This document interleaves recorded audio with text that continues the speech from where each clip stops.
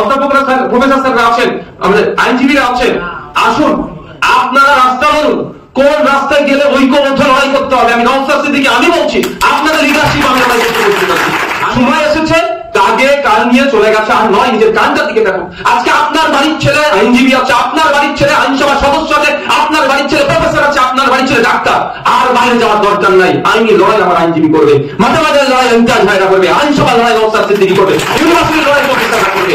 এখন আপনি ভুলে যাচ্ছেন কেন? আমরা অনশনে বসবো কি ঘেরাও করবো কি নবান্নে অভিযান করবো, যেটাই করবো। আপনি কোন দলের আমার দেখার দরকার নেই। আপনি আমাদের ভোট নিয়ে ওই জায়গায় গিয়েছেন, আপনি আমার জনপ্রতিনিধি, আপনাকে সামনে রাখবো। পুলিশ লাঠি পিটলে আগে আপনাকে পিটবে, তারপরে আপনার আমরা ভোটার আমরা পাবো। আসুন বক্তব্য থেকে যে জায়গাটা ছেড়ে গিয়েছে সেটা হচ্ছে যেখানে আইন তৈরি হয় সেখানেও আমাদেরকে লড়াইটাও ঠিক দিতে হবে।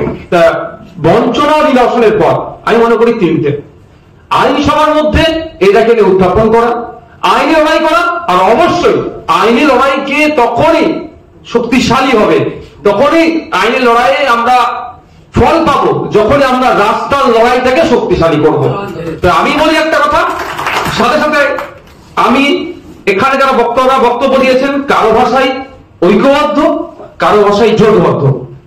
তো নওশাদ সিদ্দিকী হিসাবে আমি বলছি, আমি শুধু এই সংখ্যালঘুদের ওবিসি সার্টিফিকেট বাতিল নয়, ইতিপূর্বে আপনারা জানেন যারা ওবিসি যারা SC ST fake ST SC certificate কিন্তু আজকে ছেড়ে যাচ্ছে, তারাও আজকে ডিপ্রাইভ হচ্ছে। আর অরিজিনালি যারা এসটি এসসি তারাও কিন্তু বঞ্চিত হচ্ছে, তাদের জন্য কিন্তু আমি বিধানসভায় আওয়াজ তুলেছি। আর সংখ্যালঘুদের ওবিসি বিষয়টা নিয়েও আমি আওয়াজ তুলব। কিন্তু এই যে ঐক্যবদ্ধ জোটবদ্ধের কথা বলছেন, আমি প্রস্তুত আছি।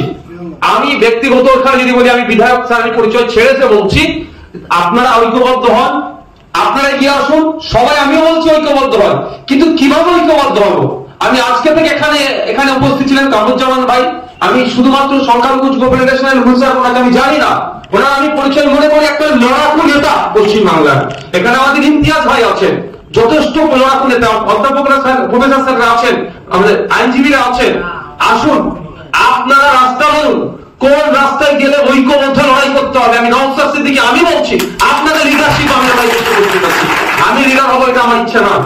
এই যে সমস্যা চলছে, চলমান সমস্যা, আমার ইমতিয়াজ ভাই ঠিক কথা বললেন। আমার উত্তরপাড়া স্টেশনে যখন হকারদের দুর্গাপুজোর ঠিক আগে তাদেরকে উচ্ছেদ করা হয়েছিল, মারধর করা হয়েছিল, কিন্তু দুঃখের বিষয় সেই রকম মানুষের কিন্তু সহযোগিতা পায়নি। নওশাদ সিদ্দিকী কিন্তু সেখানে ছুটে গিয়েছিল, একা হলেও তাদের পাশে থেকে সেই সময়টুকুর জন্য অন্তত সেখানে স্টেশনের যিনি ম্যানেজার ছিলেন, মাস্টার জেনারেলদেরকে আমরা বলি অনেক ক্ষেত্রে, তাদের সাথে কথা বলে যে রিকোয়েস্ট করেছি, কারণ আমার পাওয়ারটা খুব বেশি নয়, আমি একা, যে অন্তত এই পুজোর সময় তাদের আর্নিং করার সময় এই সময় তাদেরকে ব্যবসা করতে দেওয়া হোক হকারদেরকে। কিন্তু সেটা সাময়িক ভাবে, এটা যদি আমরা এগিয়ে চলি, কারণ রাষ্ট্র জনগণের সেবার জন্য, জনগণকে উপকৃত করার জন্য রাষ্ট্র হবে। রাষ্ট্র বিজনেস করার নাম নয়, বেসরকারিকরণ করে রাষ্ট্রকে বিজনেস করে দিচ্ছে জনগণকে উপেক্ষা করে।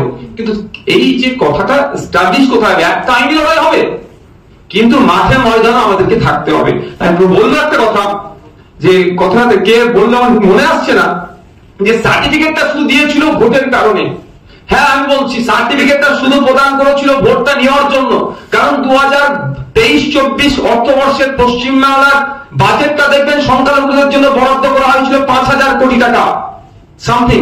আর 2024-25 অর্থবর্ষের জন্য দেখুন, 23-24 অর্থবর্ষের জন্য দেখুন, পরস্পর দুটো বছর অর্থবর্ষের দেখুন, সেটা 5,500 কোটি টাকা দেখানো হচ্ছে। 5,000 কোটি টাকা, 5,500 কোটি টাকা, 4,700 কোটি টাকা, 4,500 কোটি টাকা, এই লাস্ট 4টে ফিনান্সিয়াল ইয়ারের কথা বলছি, মানে 20,000 কোটি টাকা প্রায় সংখ্যালঘুদের জন্য বরাদ্দ করা হয়েছে। কিন্তু খোঁজ নিয়ে দেখুন, এমএসকে এসএসকে থেকে শুরু করে মাদ্রাসা শিক্ষা ব্যবস্থা, আলিয়া বিশ্ববিদ্যালয়ের সব শিক্ষা পরিকাঠামো আজকে ধ্বংস হয়ে যাচ্ছে।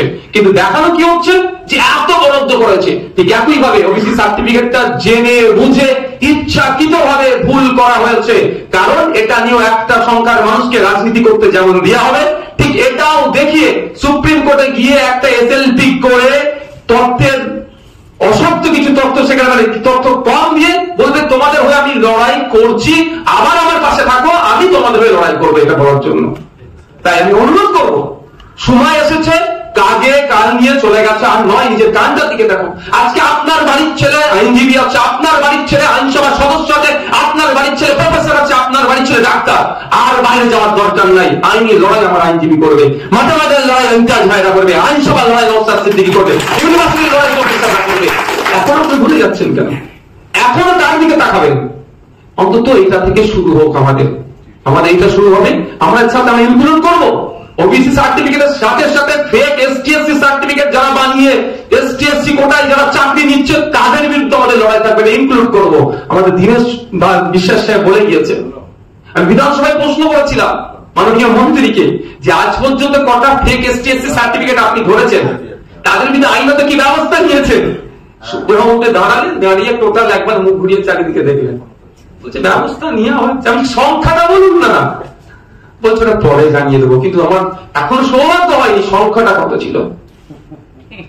শুধুমাত্র এগুলো হচ্ছে দেখানো হচ্ছে, তলে তলে সেটা অর্থের বিনিময়ে, অবৈধ ডিমান্ডের বিনিময়ে সেগুলোকে বঞ্চিত করা হচ্ছে। কামরুজ্জামান ভাইয়ের আমি দেখেছি একটি বিষয়টা আমার ভালো লেগেছিল, কল্যাণ ইউনিভার্সিটিতে গিয়েছিল, উচ্চ শিক্ষায় বিশেষ করে গবেষণার ক্ষেত্রে আজকে ওবিসি যে রিজার্ভেশনকে মান্যতা দেওয়া হয় না। এগুলো ছোটখাটো একদিনের বিষয় নয় যে আজকে এসছি সমাধান হয়ে যাবে, এটা নয়। কিন্তু আমাদের এগুলোকে নিয়ে চর্চা করতে হবে, এগুলোকে নিয়ে ভাবতে হবে আগামী দিনের জন্য। ওই আজকের সমস্যা কালকে হলো কি হলো মিটে গেল ওটা নিয়ে ভাবলে তাহলে একের পর এক সমস্যা বাড়তে থাকবে। আর যদি সঠিক জায়গায় একটা একবার আঘাতটা দিতে পারে, আমি দায়িত্ব দিয়ে বলতে পারি সমস্যা যারা তৈরি করার চেষ্টা করছে তারা কয়েকবার ভাববে। হয়তো আমাদের সম্মানীয় আইনজীবী মহাশয় একটা কথা হয়তো ভুলেছেন বা এড়িয়ে গেছেন, আমি বলতে পারবো না। আমি আমাদের মাহিদার মুখ থেকে শুনেছি এই যে ওবিসি সার্টিফিকেট বাতিল হয়েছে, যে সমস্ত লয়াররা বাতিলের পক্ষে লড়াইটা করেছে, সেই সমস্ত লয়ারদের মধ্যে দুটো এমন লয়ার আছেন যারা এখনো যারা নিজেদেরকে ধর্ম নিরপেক্ষতার ঊর্ধ্বে গিয়ে অনেক বড় দাবি করে, সেই পার্টির মেম্বারশিপ নিয়ে বসে আছে, সেই পার্টি এখনো তাদেরকে বরখাস্ত করছে না। এই প্রশ্ন তুলতে হবে না আমাদেরকে? তাহলে বুঝতে পারছেন যে সর্ষের মধ্যে ভূতটা